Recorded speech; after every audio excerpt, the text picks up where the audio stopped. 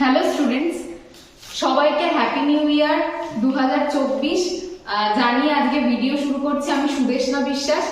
SB ইনস্টিটিউটের পক্ষ থেকে 2024 থেকে একদম মানে 1 জানুয়ারি থেকে তোমরা জানোই প্রত্যেকটা ভিডিও কিন্তু একদম বেসিক টু অ্যাডভান্স লেভেল অবধি সিকোয়েন্স অনুযায়ী কিন্তু এসবি ইনস্টিটিউটের চ্যানেলে ফ্রি অফ কস্ট কিন্তু আসছে। এবং যারা যারা এখনো চ্যানেলটিকে সাবস্ক্রাইব করনি তারা অবশ্যই চ্যানেলটিকে সাবস্ক্রাইব করো এবং বেল আইকনটি প্রেস করো। আর প্রত্যেককে এটা বলবো যে এসবি ইনস্টিটিউটের পক্ষ থেকে আমরা সম্পূর্ণ একটা স্টুডেন্ট বা ছাত্রছাত্রীদের বেস থেকে পুরো অ্যাডভান্স লেভেল অবধি যাতে তোমরা সমস্ত সরকারি চাকরির পরীক্ষাগুলোতে কিন্তু ক্র্যাক করতে পারো, তার জন্য কিন্তু আমরা সম্পূর্ণ বিনামূল্যে ফ্রি অফ কস্ট প্রত্যেকটা সাবজেক্টের কিন্তু নিউ সিরিজ স্টার্ট করেছি।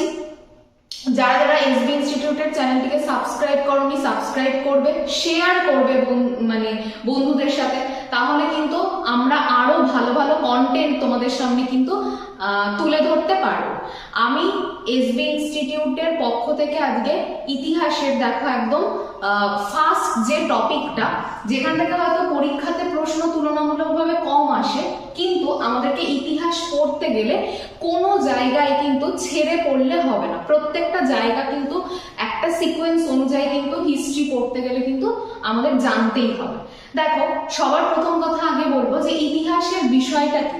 ইতিহাস দেখো, ইতিহাস হচ্ছে প্রাচীন কাল থেকে বা প্রাচীন যুগ থেকে একদম পর্যায়ক্রমে যে যে ঘটনা আমাদের পৃথিবীতে হয়ে চলেছে সেই ঘটনাগুলোকে কাল অনুক্রমে কিন্তু সাজিয়ে বিষয়গুলো উপস্থাপন করা হয়। কিছু তথ্য অবশ্যই আমাদের সামনে সরাসরি আমরা কিন্তু তার প্রমাণ পাই, আবার কিছু তথ্য কিন্তু প্রমাণ করতে আমরা এখনো পর্যন্ত পারিনি। মানে যারা প্রত্নতাত্ত্বিক রয়েছেন বা ঐতিহাসিক রয়েছেন তারা কিন্তু এখনো গবেষণা করে চলেছেন। তাহলে ইতিহাস কিন্তু আমাদের প্রাচীন কালের সমস্ত বিষয়গুলোকে কিন্তু কালানুক্রমে কিন্তু আমাদের সামনে তুলে ধরতে সাহায্য করে হিস্ট্রি। এবার দেখো, ইতিহাস যখন আমরা পড়ছি, ইতিহাসের রচনার জন্য দু ধরনের উপাদানকে কিন্তু আমরা ব্যবহার করছি। ইতিহাস রচনার জন্য দু ধরনের উপাদানকে ব্যবহার করি আমরা। এক নাম্বার হচ্ছে লিখিত উপাদান। ইতিহাস রচনার লিখিত উপাদানগুলোর মধ্যে কোনগুলো পড়ছে? যত রকমের সাহিত্য রয়েছে, যত রকমের আত্মজীবনী রয়েছে, এগুলো সবই কিন্তু আমাদের লিখিত উপাদান। সেটা তুমি কলহনের রাজতরঙ্গিনী বলো, বা তুমি বলতে পারো হচ্ছে কৌটিল্যের অর্থশাস্ত্র বলতে পারো, বা তুমি বলতে পারো আবুল ফজলের লেখা কোনো গ্রন্থ। প্রত্যেকটা সাহিত্য গ্রন্থ, কিংবা তুমি বেদও বলতে পারো। তাহলে এইগুলো কিন্তু সমস্তই আমাদের কাছে লিখিত উপাদান এবং লিখিত সোর্স হিসেবে ইতিহাস রচনাতে সাহায্য করে। এবার আসি অলিখিত কি কি উপাদান আমাদের সাহায্য করে। অলিখিত উপাদান বলতে প্রধানত আমরা কিন্তু প্রত্নতাত্ত্বিক উপাদানগুলোকে বলতে পারি। প্রত্নতাত্ত্বিক উপাদান কোনগুলো? যেগুলো মাটি খনন করে প্রত্নতাত্ত্বিকরা আবিষ্কার করেন, সেগুলো হচ্ছে প্রত্নতাত্ত্বিক উপাদান। তাহলে সেখান থেকে কিন্তু আমরা, সেটা কোনো মুদ্রা হতে পারে, সেটা কোনো স্মৃতিস্তম্ভ হতে পারে, এই সমস্ত প্রত্নতাত্ত্বিক উপাদান থেকেও কিন্তু আমরা প্রাচীন যুগে কি হয়েছে সেই সম্পর্কে কিন্তু আমরা ডিটেলসে জানতে পারি বা বিবরণ আমরা পেয়ে থাকি। তাহলে ইতিহাস রচনার ক্ষেত্রে লিখিত উপাদানেরও যেরকম গুরুত্ব রয়েছে, সেরকম অলিখিত উপাদানেরও কিন্তু গুরুত্ব রয়েছে। আর আমরা প্রত্যেকেই জানি ইতিহাসের জনক বলা হয় হেরোডোটাসকে। তাহলে এই গেল আমাদের ইতিহাস নিয়ে মানে সংক্ষিপ্ত একটা আলোচনা। আজকে দেখো, আজকে কিন্তু আমরা কি টপিক নিয়ে আলোচনা করব? আজকে আমরা প্রস্তর যুগ বা স্টোন এজ নিয়ে কিন্তু আমরা আজকে ভিডিওটাতে আলোচনা করব। একদম ভিডিওটা স্কিপ না করে শেষ পর্যন্ত দেখো। সম্পূর্ণ ইনফরমেশন একদম বুলেটিন করে পয়েন্টের মাধ্যমে তোমাদের সাথে প্রেজেন্ট করা হয়েছে। যতটুকু প্রয়োজন পরীক্ষার জন্য ঠিক ততটুকুই তোমাদের সামনে কিন্তু তুলে ধরা হয়েছে। সুতরাং যারা যারা ভিডিওটি দেখছো, যদি ভিডিওটি ভালো লাগে অবশ্যই লাইক করো এবং কমেন্ট করে জানিও ভিডিওটি কেমন হচ্ছে। তাহলে আমরা আরো সুন্দর সুন্দর কন্টেন্ট তোমাদেরকে উপহার দিতে পারবো। চলো, ফার্স্ট যে বিষয়টাতে আমরা যাব, দেখো যে প্রাগৈতিহাসিক যুগে আগে আমাদের একটুখানি আমরা সংক্ষিপ্তভাবে মানুষের আবির্ভাবের বিষয়ে জেনে নিই। দেখো মানুষের আবির্ভাব একদম যবে পৃথিবীর সৃষ্টি হয়েছে সেই সময় তো হয়নি, মানুষের আবির্ভাব হয়েছে তার থেকে কিছুদিন পরে হয়েছে আবির্ভাব। এখানে দেখো গুরুত্বপূর্ণ কি কি বিষয় আমাদের মানুষের আবির্ভাব থেকে পড়তে হবে। সবার প্রথম দেখো কোন সময় মানুষের আবির্ভাব ঘটছে, প্রাগৈতিহাসিক যুগে মানুষের আবির্ভাব ঘটছে, প্রাগৈতিহাসিক যুগে মানুষের আবির্ভাব ঘটছে। এবার দেখো পর্যায়ক্রমে লেখা রয়েছে। ফার্স্ট কথা দেখো সবার প্রথম কিন্তু কোথায় মানুষের জীবাশ্মের সন্ধান পাওয়া যায়, সর্বপ্রথম আফ্রিকাতে। তাহলে মানুষের জীবাশ্মের সন্ধান আমরা কোথায় প্রথম পাই, প্রথম পাচ্ছি কিন্তু আমরা আফ্রিকাতে মানুষের জীবাশ্মের সন্ধান। নেক্সট দেখো কি বলছে, মানুষের আবির্ভাব, এটা সর্বপ্রথম মানুষের আবির্ভাব কোথায় হয়েছে বলে জানা যায়, সর্বপ্রথম মানুষের আবির্ভাব হয়েছে আফ্রিকায় সর্বপ্রথম। তারপর দেখো ভারতবর্ষে কিন্তু আমরা দেখতে পাচ্ছি মানুষের আবির্ভাব ঘটেছে। তাহলে যদি পর্যায়ক্রমে আমরা সাজাই, সর্বপ্রথম মানুষের আবির্ভাব ঘটেছে আফ্রিকাতে এবং ভারতে কিন্তু দ্বিতীয় মানুষের আবির্ভাব ঘটেছে। তারপর দেখো পরের যে পয়েন্টটা, মহারাষ্ট্রের পুনেতে বড়ি নামক একটা গুহা ছিল, বড়ি যে গুহাটা মহারাষ্ট্রের পুনেতে অবস্থিত, সেখান থেকে কিন্তু 14 লক্ষ বছর আগে মানুষের আবির্ভাবের কথা জানা যায়। কারণ আগেকার দিনে মানুষ আশ্রয়স্থল হিসেবে প্রথম দিকে তারা গাছে বসবাস করত, তারপরে কিন্তু তারা গুহাতেই বসবাস করত। সুতরাং মানুষের প্রাচীন সময়কারের বিভিন্ন তথ্য জানার জন্য গুহা হচ্ছে সব থেকে ভালো, কারণ গুহার দেওয়ালে বিভিন্ন চিত্র কিন্তু মানুষ অঙ্কন করত, যার ফলে সেখান থেকে কিন্তু সেই সময়কার মানুষের বিভিন্ন জীবিকা বা তাদের চিন্তাধারা সেগুলো কিন্তু আমরা জানতে পারতাম। তাহলে মহারাষ্ট্রের পুনেতে অবস্থিত বড়ি গুহা থেকে মানুষের কিন্তু আবির্ভাবের কথা আমরা জানতে পারি। নেক্সট দেখো পৃথিবীতে তুষার যুগের শুরুর দিকে অর্থাৎ প্লেইস্টোসিন, এটা খুব ভালো করে মনে রাখবে যে কোন যুগে মানুষের আবির্ভাব ঘটছে যদি আমাদেরকে প্রশ্নে জিজ্ঞাসা করা হয়। তাহলে দেখো পৃথিবীতে তুষার যুগ যখন শুরু হয়েছিল সেই যে প্লেইস্টোসিন যুগ, এছাড়া কি হোলোসিন যুগে মানুষের আবির্ভাব, মানে তুষার যুগের পরবর্তী বর্তমান সময় যে যুগটা চলছে তাকে বলা হচ্ছে হোলোসিন উপযুগ।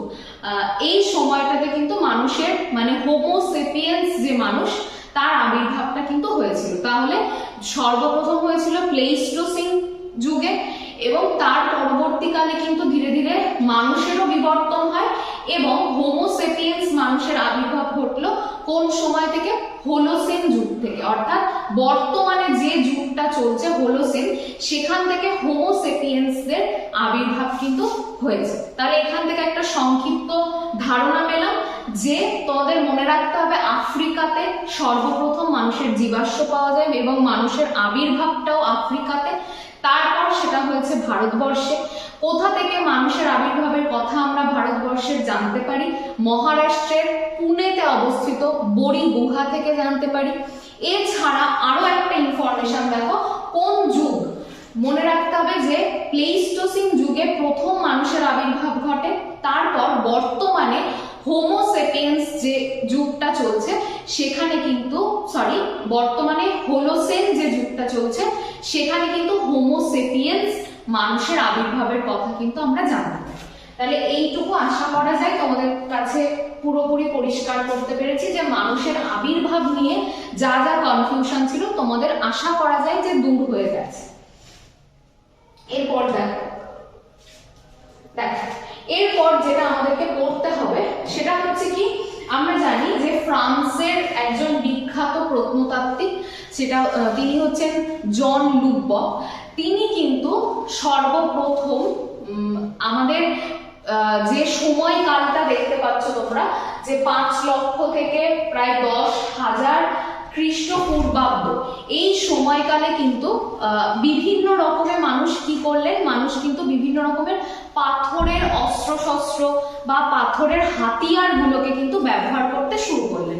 প্রথম দিকে পাথরের অস্ত্র শস্ত্রগুলো কি ছিল, অনেকটাই ভোঁতা ছিল এবং আকারেও বড় ছিল বেশ। তারপর কিন্তু ধীরে ধীরে সেগুলোর বিভিন্ন রকমের পরিবর্তন কিন্তু আসতে শুরু করলো। তাহলে দেখো কেন আমরা এই যে সময়কালটাকে আলোচনা করছি প্রস্তর যুগ হিসেবে, কারণ ওই সময় কিন্তু মানুষ কি ব্যবহার করত, মানুষ কিন্তু পাথরের তৈরি বিভিন্ন হাতিয়ার ব্যবহার করত, সেই জন্য এটাকে প্রস্তর যুগ বলা হয়। প্রথম ফ্রান্সের প্রত্নতাত্ত্বিক স্যার জন লুবক তিনি কিন্তু বললেন যে এই যে প্রস্তর যুগ এটার মধ্যেও কিন্তু বিভিন্ন রকমের ভাগ রয়েছে। তাহলে এই বিষয়ে মানে প্যালিওলিথিক, মেসোলিথিক এবং তার সাথে সাথে নিওলিথিক, এই তিনটে যে যুগ এটা সম্পর্কে আমাদেরকে কিন্তু একটা সংক্ষিপ্ত ধারণা নিতে হবে। দেখো প্রথমেই আগে বলি প্যালিওলিথিক এজ যেটা বা পুরাতন প্রস্তর যুগ যেটা, সেটা কত থেকে কত, 5 লক্ষ থেকে 10,000 খ্রিস্টপূর্বাব্দ পর্যন্ত সময়কালকে ধরা হয় আনুমানিক। এরপর দেখো এই যে প্রাচীন প্রস্তর যুগ, এটাকে কেন বলা হচ্ছে প্রাচীন প্রস্তর যুগ, তার কারণ হচ্ছে এই সময় মানুষ কিন্তু পাথরের বড় বড় হাতিয়ার ব্যবহার করত। মানুষ এই সময় পোশাকের ব্যবহার শেখেনি। এই সময়টাতে মানুষ কিন্তু পুরোটাই তার খাদ্য সংগ্রহের উপর ভিত্তি করে জীবনযাপন করত, মানে বিভিন্ন রকমের ফল মূল কন্দ জাতীয় ফসল এগুলোকে সংগ্রহ করে তারা কিন্তু জীবিকা নির্বাহ করতে। এই সময় কিন্তু কৃষিকাজের সেভাবে কিন্তু বা পশুপালন এগুলোর কিন্তু কোনো রকম ধারণাই মানুষের মধ্যে কিন্তু ছিল না। আর প্রাচীন প্রস্তর যুগে মানুষ যে হাতিয়ারগুলো ব্যবহার করতো সেগুলো কিন্তু যথেষ্ট আকৃতিতে বড় ছিল এবং সেগুলো অনেকটাই ভোঁতা ছিল। তখনও কিন্তু মানুষের মধ্যে ধারণা আসেনি যে হাতিয়ারগুলোকে আরো কত সুন্দরভাবে ব্যবহার করতে পারলে তাদের শিকার করতে সুবিধা হবে, সেটা কিন্তু সেই ধারণাটা আসেনি। তাহলে চলো প্রাচীন প্রস্তর যুগ। দেখো প্রাচীন প্রস্তর যুগ শব্দটা প্রথম কত সালে ব্যবহার হচ্ছে, 1865 খ্রিস্টাব্দে প্রত্নতাত্ত্বিক জন লুবক। তাহলে প্রাচীন প্রস্তর যুগ বা প্যালিওলিথিক এজ শব্দটি সর্বপ্রথম স্যার জন লুবক, তিনি একজন প্রত্নতাত্ত্বিক ছিলেন, তিনি কিন্তু এই শব্দটা প্রথম ব্যবহার করলেন 1865 সালে। নেক্সট দেখো ভারতে কিন্তু প্রথম 1863 খ্রিস্টাব্দে প্রাচীন প্রস্তর যুগের কিছু নিদর্শন আবিষ্কার হয়। তাহলে পেলাম আমরা শব্দটা ব্যবহার করলেন কে, সর্বপ্রথম জন লুবক। তারপর ভারতে আবিষ্কার হলো কত সালে, সেটা হলো 1863 খ্রিস্টাব্দে। নেক্সট দেখো গঙ্গা এবং সিন্ধু উপত্যকা ছাড়া ভারতের প্রায় সব স্থানেই কিন্তু আমরা প্রাচীন প্রস্তর যুগের নিদর্শন পাই। খুব ইম্পর্টেন্ট, দেখো সমগ্র ভারতবর্ষটাকে যদি আমরা দেখি তাহলে শুধুমাত্র কি দেখতে পাচ্ছি আমরা, গঙ্গা এবং সিন্ধু নদের অববাহিকা ছাড়া মানে পলিগঠিত অঞ্চলটা ছাড়া বাদবাকি সব জায়গাতে কিন্তু প্রাচীন প্রস্তর যুগের নিদর্শন আমরা কিন্তু পেয়ে থাকি। নেক্সট দেখো কি বলা হচ্ছে, এই সময় মানুষ অমসৃণ পাথরের সরঞ্জাম ব্যবহার করত। এটা আমি আগেও বললাম যে এই সময় মানুষ ভোঁতা এবং অমসৃণ পাথরের কিন্তু সরঞ্জামগুলোকে ব্যবহার করত। এছাড়া দেখো আর কি বৈশিষ্ট্য রয়েছে প্রাচীন প্রস্তর যুগের, সেটা হচ্ছে যে অস্ত্রগুলি তারা ব্যবহার করতেন তারা কোয়ার্টজাইট, মূলত দেখো কোয়ার্টজাইট, এটা সরি এখানে তালবস্যই বসি হবে, কোয়ার্টজাইট শিলা দ্বারা সেগুলো কিন্তু গঠিত ছিল এবং এর জন্যই কিন্তু প্রাচীন প্রস্তর যুগে যারা পুরুষ ছিলেন তাদেরকে বলা হতো কোয়ার্টজাইট মেন। তাহলে প্রাচীন প্রস্তর যুগের পুরুষদের কি নামে অভিহিত করা হতো, কোয়ার্টজাইট মেন, কারণ তাদের অস্ত্র শস্ত্রগুলো মূলত কি শিলা দ্বারা গঠিত ছিল, কোয়ার্টজাইট শিলা দ্বারা কিন্তু গঠিত ছিল। নেক্সট দেখো, এরপর দেখো খুব গুরুত্বপূর্ণ পার্ট হচ্ছে এটা, কোন কোন জায়গাতে এর নিদর্শনগুলো পাওয়া গেছে প্রাচীন প্রস্তর যুগের। প্রাচীন প্রস্তর যুগের নিদর্শন দেখো খুব ইম্পর্টেন্ট, এটাতে স্টার দিলাম আমি, ভীষণ ইম্পর্টেন্ট নাম, সেটা হচ্ছে মধ্যপ্রদেশের ভীমবেটকা। মধ্যপ্রদেশের ভীমবেটকাতে কিন্তু প্রাচীন প্রস্তর যুগের নিদর্শন পাওয়া যায়। উত্তরপ্রদেশের বোলান উপত্যকা, প্রত্যেকে জানো উত্তরপ্রদেশের মির্জাপুর জেলার বোলান উপত্যকা, কাশ্মীরের পেহেলগাঁও, তারপরে পশ্চিমবঙ্গেরও দুটো জায়গা, একটা হচ্ছে বীরভানপুর আর একটা হচ্ছে শুশুনিয়া পাহাড়। এই জায়গাগুলোতে নিদর্শন পাওয়া যায়। পাকিস্তানের সোহান উপত্যকা, এছাড়া দেখো অন্ধ্রপ্রদেশের কুর্নুল এবং রাজস্থানের দিনওয়ালা। তাহলে এই জায়গাগুলোর মধ্যে প্রত্যেকটা নামই গুরুত্বপূর্ণ, যেখান থেকে আমরা প্রাচীন প্রস্তর যুগের কিন্তু নিদর্শন পেয়ে থাকি। তার মধ্যে বেশি গুরুত্বপূর্ণ হচ্ছে মধ্যপ্রদেশের ভীমবেটকা, এটা সব থেকে গুরুত্বপূর্ণ। আর পশ্চিমবঙ্গের যদি জিজ্ঞাসা করা হয়, বীরভানপুর এবং শুশুনিয়া পাহাড়, এই দুটো কিন্তু গুরুত্বপূর্ণ। এরপর দেখো চোপানি মান্ডতে প্রাণীর হাড়ের জীবাশ্ম পাওয়া যায়। তাহলে চোপানি মান্ড এই জায়গাটাতে কিন্তু প্রাণীর হাড়ের জীবাশ্ম আমরা পেয়ে থাকি।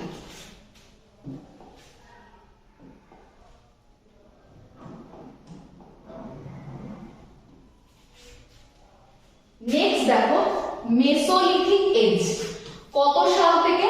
এটা 10,000 খ্রিস্টপূর্বাব্দ থেকে 4,000 খ্রিস্টপূর্বাব্দ পর্যন্ত কিন্তু এই মেসোলিথিক এজটা চলেছিল বা সময়কাল। মেসোলিথিক এজ বলতে মধ্য প্রস্তর যুগকে কিন্তু বোঝায়, মানে প্রাচীন প্রস্তর যুগ আর নব্য প্রস্তর যুগের ঠিক মধ্যবর্তী যে সময়কালটা, সেটাই হচ্ছে মেসোলিথিক এজ বা মধ্য প্রস্তর যুগ। এই সময়টা থেকে দেখো মানুষ কি করতে শুরু করলো, ধীরে ধীরে কিন্তু তাদের যে অস্ত্র শস্ত্রগুলো অনেকটা বড় আকৃতির ছিল প্রাচীন প্রস্তর যুগে, কিন্তু মেসোলিথিক এজে সেগুলো আয়তনে কি হলো, ছোট হলো। মোটামুটি 1 সেন্টিমিটার থেকে 5 সেন্টিমিটারের মধ্যে কিন্তু অস্ত্রগুলো আকৃতিযুক্ত ছিল। 1 সেন্টিমিটার থেকে 5 সেন্টিমিটার, কোনো অস্ত্রই কিন্তু 5 সেন্টিমিটারের বেশি ছিল না এই সময়কালে। তার মানে বুঝতে পারছো আগের যে যুগটা, সেখানে কিন্তু কোনো রকমের ধারণাই ছিল না যে অস্ত্রের আকৃতি কতটা করতে হবে। কিন্তু এই মধ্যপ্রস্তর যুগে একটা ধারণা জন্মালো যে এটা কিন্তু 1 সেন্টিমিটার থেকে 5 সেন্টিমিটার পর্যন্তই কিন্তু অস্ত্রগুলো কিন্তু তার আকৃতিযুক্ত কিন্তু হবে, 5 সেন্টিমিটারের বেশি কিন্তু হবে। এই যুগে দেখো মানুষের জীবিকা ছিল পশু শিকার করা আর মাছ ও খাদ্য সংগ্রহ করা। তাহলে এই সময়কাল থেকে মানুষের দেখো পশু শিকার তো রয়েছে, এছাড়াও দেখো পাশাপাশি কি মাছ এবং খাদ্য সংগ্রহ করাটাও কিন্তু তার জীবিকা ছিল।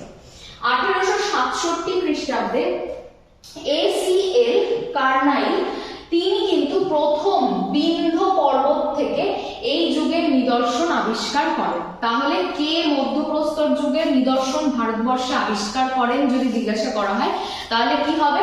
তাহলে ACL কার্নাইল, তিনি কিন্তু প্রথম আবিষ্কার করেন। কোথা থেকে আবিষ্কার করেন? বিন্ধ্য পর্বত। এই জায়গাটা খেয়াল করো, বিন্ধ্য পর্বত থেকে কিন্তু এই যুগের নিদর্শন আবিষ্কার করেন। অস্ত্রগুলি অনেক বেশি এই সময় ধারালো ছিল। আরো একটা ইনফরমেশন, অস্ত্রগুলো কত ছিল? 1 সেমি থেকে 5 সেমি পর্যন্ত কিন্তু এটা লম্বা ছিল। তাহলে অস্ত্রগুলো 1 সেমি থেকে 5 সেন্টিমিটার পর্যন্ত লম্বা ছিল, এর থেকে বেশি কিন্তু হবে না। এই যুগের নিদর্শন কোথায় পাওয়া যায়? দেখো মধ্য ভারতের ছোটনাগপুর অঞ্চলে পাওয়া যায়। আগেরটাতে ছিল মধ্যপ্রদেশের ভীমবেটকা, এটাতে দেখতে পাচ্ছি মধ্যপ্রদেশের আদমগড়, এখানেও কিন্তু মধ্যপ্রস্তর যুগের গুরুত্বপূর্ণ নিদর্শন। রাজস্থানের বগআট, আর দেখো কৃষ্ণা নদীর দক্ষিণ দিক, এছাড়া গুজরাট ও বিহারের কিছু অংশ। তাহলে গুজরাট এবং বিহারের কিছু অংশ পর্যন্ত কিন্তু নিদর্শন পাওয়া যায়। এর মধ্যে মধ্যপ্রদেশের আদমগড়, কৃষ্ণা নদীর দক্ষিণ অংশ এবং তার সাথে সাথে হচ্ছে ছোটনাগপুর অঞ্চল, এটা কিন্তু খুব ইম্পর্টেন্ট। এবার দেখো ভীমবেটকা এবং আদমগড়ে মধ্যপ্রস্তর যুগের গুহা চিত্র খুব ইম্পর্টেন্ট। এই মধ্যপ্রস্তর যুগের যে গুহা চিত্র, এখান থেকে কিন্তু আমরা অনেক কিছু নিদর্শন বা ধারণা পাই, যেটা কিন্তু আমরা মধ্যপ্রস্তর যুগ থেকে কিন্তু পেয়ে থাকি। তাহলে ভীমবেটকা এবং আদমগড় এই দুটো জায়গা থেকে, এই দুটো জায়গায় কি ছিল? গুহা চিত্র ছিল।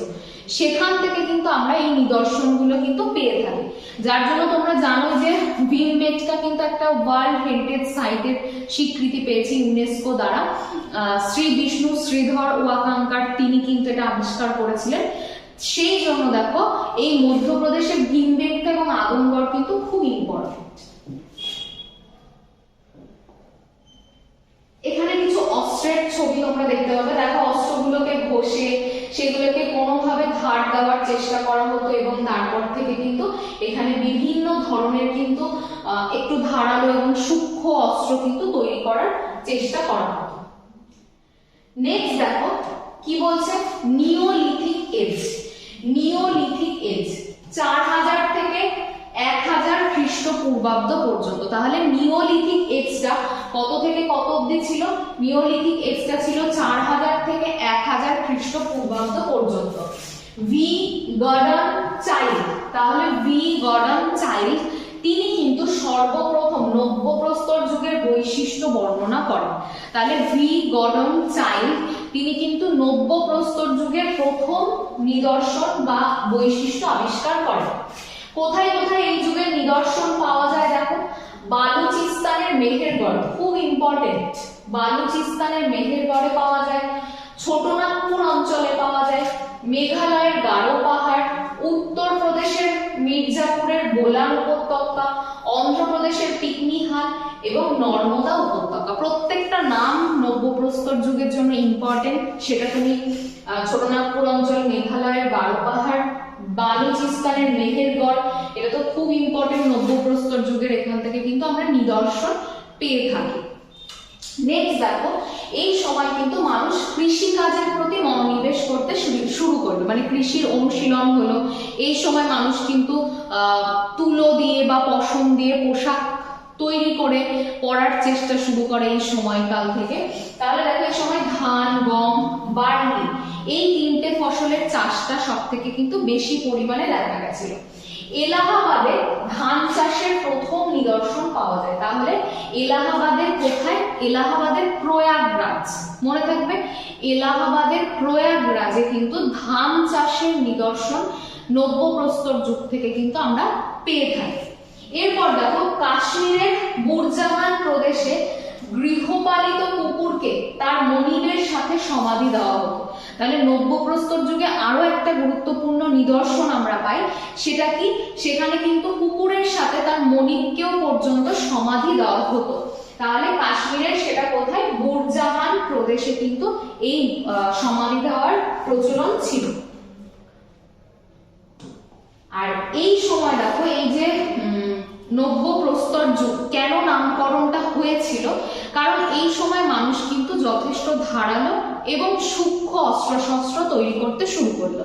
সেই জন্য দেখো অস্ত্রশস্ত্রগুলো ধীরে ধীরে কি হচ্ছে, যত দিন এগোচ্ছে বা সময় এগোচ্ছে ক্রমাগত সেগুলো কিন্তু আরো বেশি ধারালো সূক্ষ্ম হয়ে উঠছে, যাতে সহজেই পশু শিকার করা যায়। এই কাজগুলো মানে এটা কিন্তু হচ্ছিল।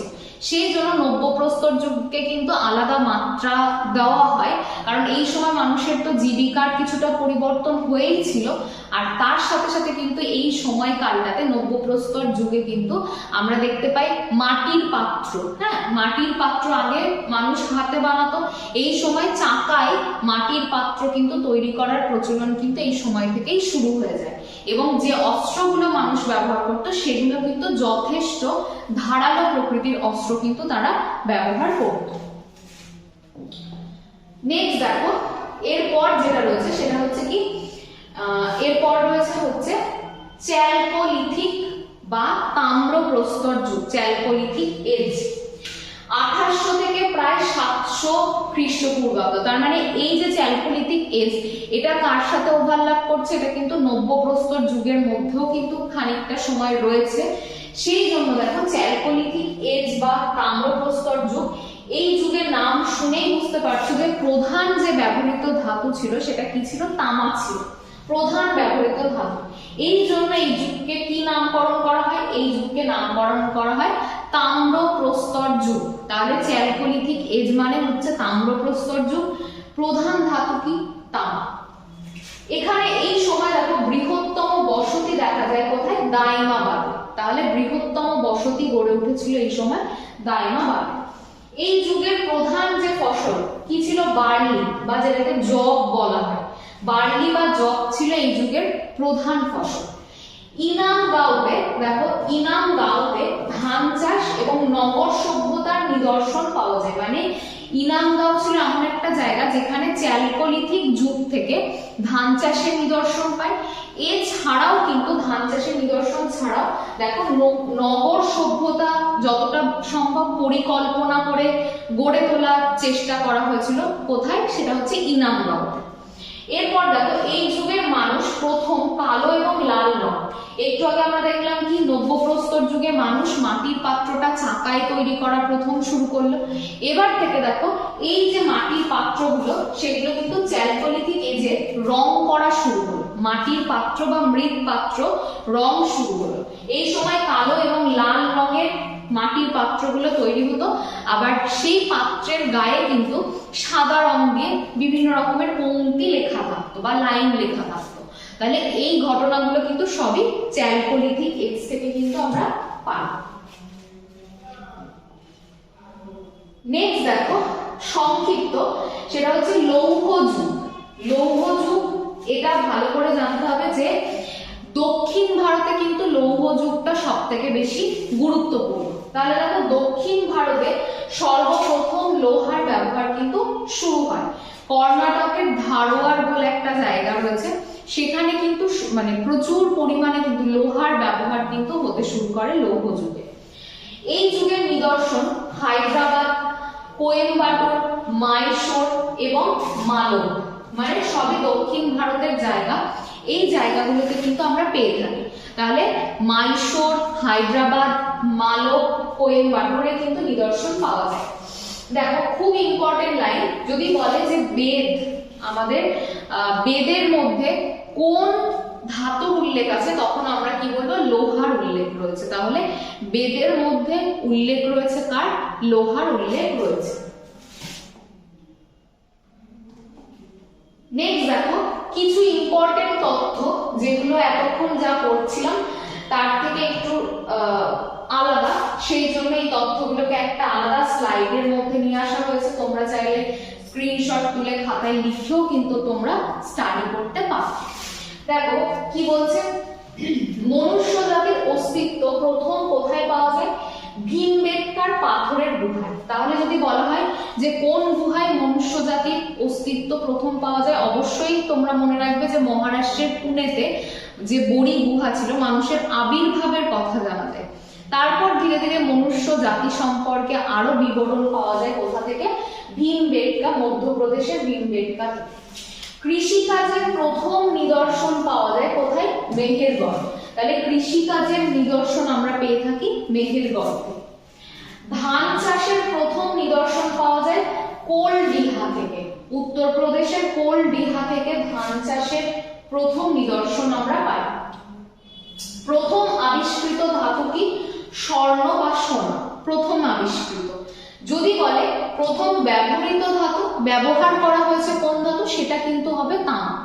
তাহলে প্রথম আবিষ্কার করা ধাতুর নাম হচ্ছে সোনা, আর প্রথম ব্যবহার করা ধাতুর নাম কিন্তু তামা।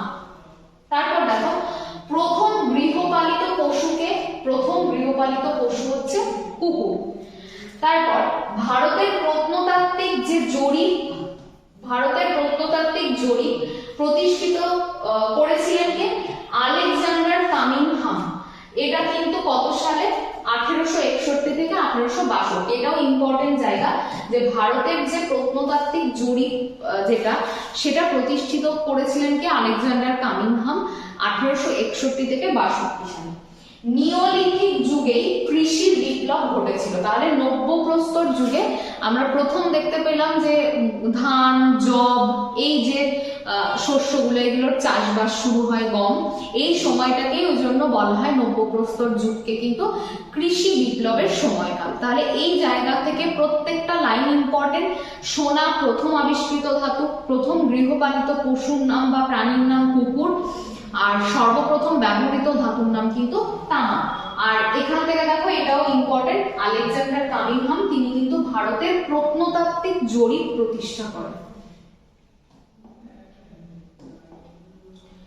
দেখো সবাইকে বলবো যে যদি আজকের ভিডিওটা ভালো লাগে, হিস্ট্রির ভিডিওটা একদম প্রথম পার্টটা, তাহলে তোমরা অবশ্যই প্রচুর শেয়ার করো, কমেন্ট করে জানাও ভিডিওগুলো কেমন লাগছে।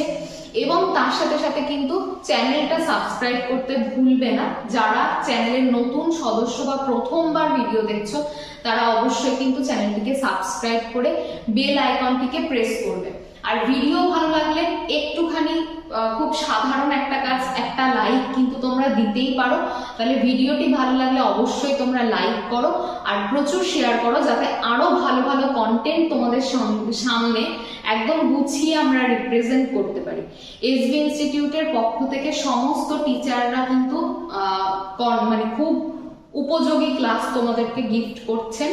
তোমরাও এই প্রস্তুতিটাকে কন্টিনিউ করো এবং সরকারি চাকরির যে জায়গাটা সেটাকে পাকাপোক্তভাবে তোমরা তুলে ধরো। সবাইকে অসংখ্য ধন্যবাদ ভিডিওটি এতক্ষণ দেখার জন্য। Thank you.